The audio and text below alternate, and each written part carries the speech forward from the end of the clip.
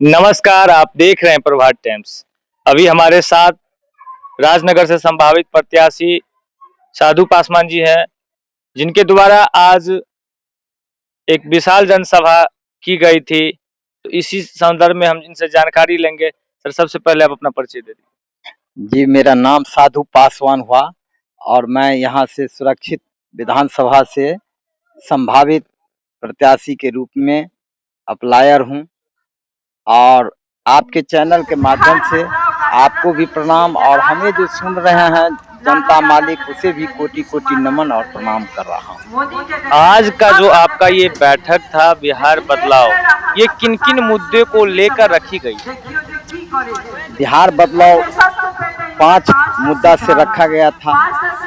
5 मुद्दा में पहला पलायन है, इसके बाद वृद्धा पेंशन है, इसके बाद जो है सो शिक्षा है, इसके बाद जो है मनरेगा से संबंधित मजदूरी के सवाल है। यही सब 5 मुद्दा पर रखा गया है। जैसा कि आप जो कल भाषण दे रहे थे तो देखें कि लोग उसको बहुत ही गौर से सुन रहे थे। लग रहा था कि उस चीज से वो पीड़ित है जनता।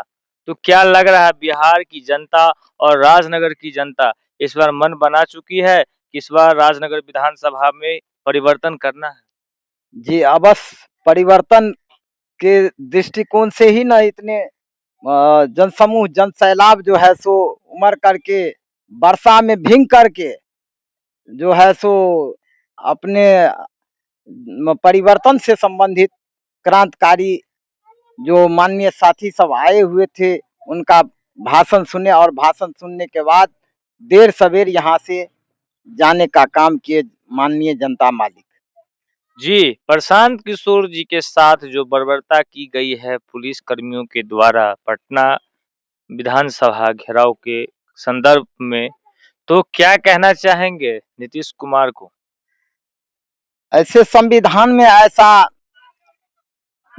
अधिकार का वर्णन है जो कोई भी व्यक्ति लोकतंत्र में जो है धारणा प्रदर्शन स्वतंत्र अधिकार है और उसके तहत अपने आवाज को बुलंद कर सकता है और रख सकता है। तो माननीय प्रशांत किशोर जी को तो कोई व्यक्ति क्या पूरे बिहार के जन जन के नायक हैं और हर आदमी को राह और हर संगठन हर पार्टी वाले को राह दिखाने वाले माननीय प्रशांत किशोर जी हैं।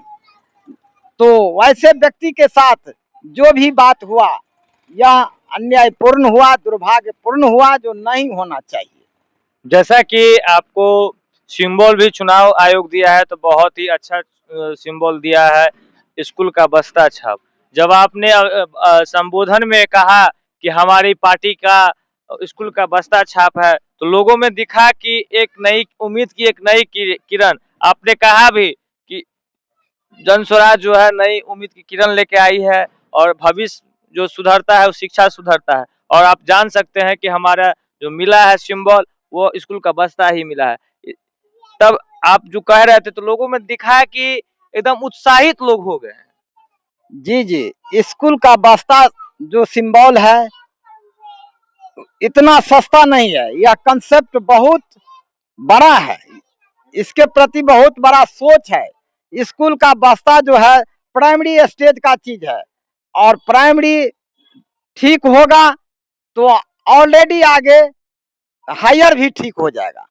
तो ऐसे स्थिति में प्राइमरी एजुकेशन का सवाल है। जो स्कूल के बस्ता लेकर के हमारे जो बच्चे घर से निकलते हैं सुबह में और उनके माता पिता उसे जो है अच्छा बना करके घर से निकालते हैं, तो अच्छा शिक्षा के माहौल के लिए निकालते हैं जिसमें अच्छे से कपड़ा पहना करके अच्छे से बाल झाड़ करके नहला धो करके माता पिता अच्छे भविष्य के कामना के लिए स्कूल का बस्ता जो है उसके पीठ पर देते हैं और विद्यालय भेजने का काम करते हैं।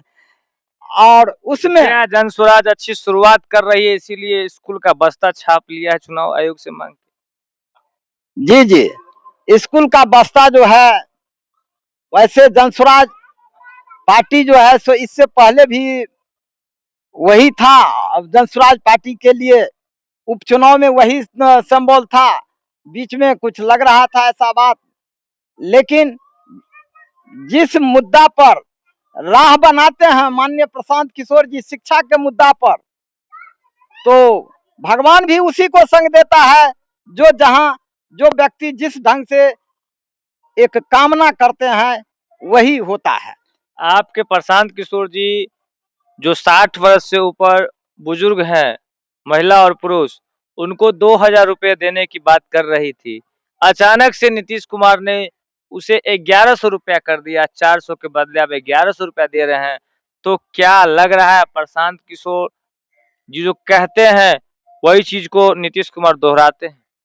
जी जी, ऐसा कुछ नहीं है। माननीय नीतीश कुमार जी और माननीय तेजस्वी यादव जी डिप्टी सीएम और सीएम के रूप में कंबाइंड एक जगह कुर्सी सटा करके सरकार चला रहे थे। तो उस समय में कहीं 400 रुपया वृद्धा पेंशन का कोई जिक्र नहीं करते थे। किस यानी लग रहा था विरोधी नाम का चीज ही नहीं है भारत बिहार के अंदर में। जो सरकार हिंग करे या फिटकरी, जो ही करेगी सरकार वही नीतीश कुमार और तेजस्वी यादव करेंगे। लेकिन जब से प्रशांत किशोर जी का पार्टी का गठन हुआ है 2 अक्टूबर से, और जब वह बिहार बदलाव यात्रा में पैदल 2 करोड़ लोगों के बीच घूम घूम करके एक संगठन का निर्माण कर रहे थे, उसी समय से माननीय प्रशांत किशोर जी कहते आए हैं 400 रुपया से क्या होने वाला है। 400 रुपया एक भीख के रूप में दे रही है सरकार, एक भीख के रूप में दे रही है सरकार, उससे क्या होने वाला है 400 रुपया से। ये हमारे माननीय प्रशांत किशोर जी कह रहे थे। और प्रशांत किशोर जी के जो साथ साथ अनुयायी जो जमीन स्तर पर हम लोग हैं, तो हम लोग भी वही बात का बता रहे थे जनता मालिक को, जो 400 रुपया से क्या होने वाला है, कुछ नहीं होगा। तो एक पब्लिकली प्रेशर सरकार के ऊपर बना, माननीय प्रशांत किशोर जी का प्रेशर बना, तब वह जो है सो 700 रुपया पेंशन बढ़ाने का काम किया है। और देखा कि यदि हम नहीं बढ़ाते हैं तो हमें हमारा स्थिति और दिन खराब होता जाएगा। इसलिए वह 700 रुपया बढ़ाया और 400 मिल रहा था तो उसको 1100 किया गया है। और हमारे माननीय प्रशांत किशोर जी का सत्ता और सरकार बनता है, उनके स्तर पर, जैसे साधु पासवान यहाँ सुरक्षित विधानसभा से संभावित प्रत्याशी है, यदि जनता मालिक का आशीर्वाद मिला साधु पासवान जैसे गरीब व्यक्ति को, तो वो यदि जाते हैं सदन में, तो अगर सदन का माहौल ठीक बनेगा, सरकार हमारी बन जाएगी, तो हमारे प्रशांत किशोर जी का जो घोषणा है 2000 रुपया महीना करेंगे, वह 2000 रुपया महीना हर हाल में ही लागू करेंगे। जैसा कि आपने कहा भी कि पार्टी अगर हमें मौका देती है, तो अगर आपको पार्टी यहाँ से टिकट दे देती है, तो अगर आप यहाँ से जीत के जाएंगे तो क्या-क्या काम करेंगे राजनगर के क्षेत्रवासियों के लिए? सबसे पहले तो राजनगर क्षेत्रवासी के लिए हम करेंगे, जो टूटी फूटी सड़क है, पुल पुलिया है, उस पर ध्यान देंगे।